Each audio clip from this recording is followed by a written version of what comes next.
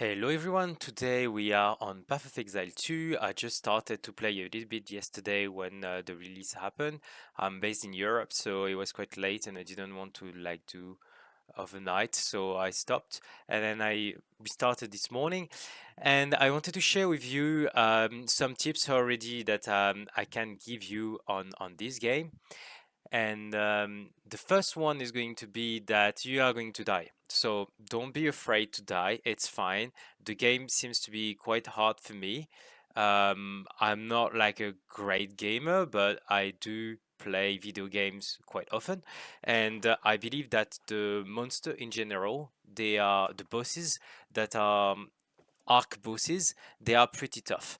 And very early on, you have to face bosses that are difficult. So don't be afraid to die, to try to retry, and to learn how your class is working.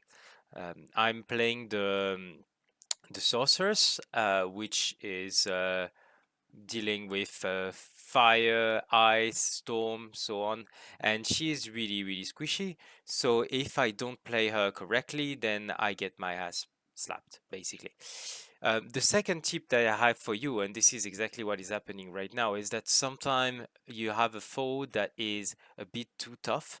Don't hesitate to come back behind and then potentially farm one level or two and then get back to it. If you prefer to do that, I think it's better to do that than actually just stumbling your head against a wall. If you're not okay with like die and retry, I think it's probably a bit easier to do. So the third point I wanted to talk about is skill gem, how skill gem work because they're not intuitive at the beginning. And the way they work is that you have a level on the gem that is associated to a certain rank that you can see on the left hand side. So if I have the number 1, I can unlock the number 1 skill. If I have the number 3, I can either unlock the number 3 skill or I can upgrade the number 1. If I have a level 5 gem, I can unlock level 5 skills, I mean third row, or I can upgrade one of the two first row. So here, I think I'm going to unlock Arc, but as you can see, I could potentially improve Frost Bomb to have a better damage, moving from 52 to 65 up to 78 to 98. I don't want to do that, but that's a possibility. So use the skill gem as you get them because you drop them quite often, especially the first one. So don't hesitate to use them. So you are going to improve your firepower, and it's going to be very critical to be able to kill the bosses. And going along with the skill gem, I think is the support gem that I want also to explain you how it works. The fourth point that I wanted to talk about is just to inform you that this game has a co-op mode. You can group up with your friend, and if you decided that you want to start this game together, you can play together. And actually, this is really nice, especially for new player, because when you are going to face bosses, if you die together, it's always funnier than dying by yourself. But you will benefit from one each other's strength and this is very important. Like, I have a friend that is playing the mercenary, and he is really struggling when there is a lot of ads because his projectile are just hit by the ads that the boss is making spawn.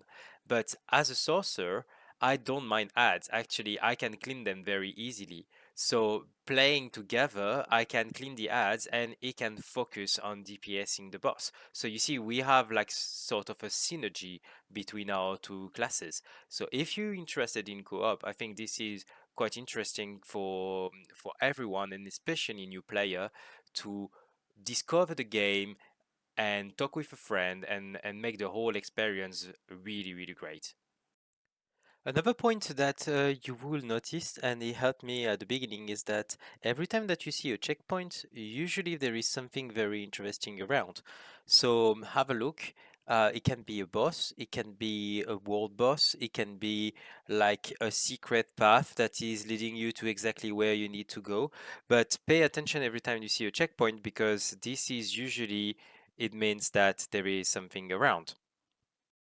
The next point I wanted to show you is how to go back to the city. It's actually very easy, but it's also easy to miss.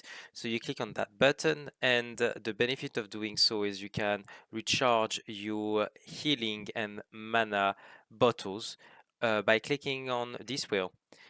So in case you are out of bottles like this, then you can go back to the city, recharge, and get back to where you were. So the skill tree of Path of Exile is known to be extremely wide open and quite complex to master.